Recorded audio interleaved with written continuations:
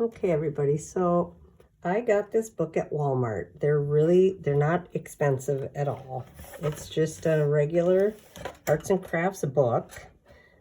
It is a spiral notebook. It's got that double, I don't know what they call these, double spined spirals. Anyways, I get this double spined ones because they're a lot more sturdy. And when I do my journaling, I usually add a bunch more pages and not just regular paper. Sometimes I'll put different types of paper in there. But the reason we're going to take it apart is because we're going to do something fun with the covers.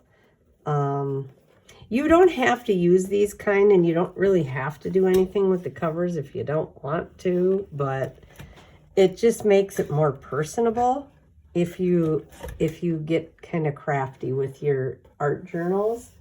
I had a couple of them, the ones that I did, the older ones that I didn't do any art on them, but I think it's more personable if you do the art.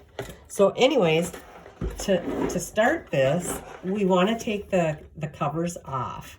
So what I'm going to do is I'm just going to pull these little tines apart, just like this. And I want you to remember something when you're taking these apart. Remember how they came apart so you can put them back together exactly the same way that you took them apart. And the reason I say that is because a lot of times people will forget where they start.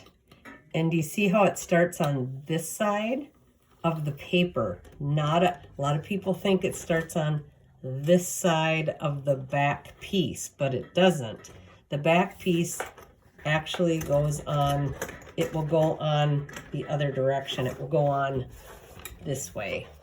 So you can see how they go on together. So you would put it on with the front cover so that the paper is the first things that go on. So it'll stop right at the paper. Okay? So that is a very important lesson to learn. I learned it the hard way. This is the back cover. So then once you do that, now you can just take the whole thing apart. Go ahead and take the front one off.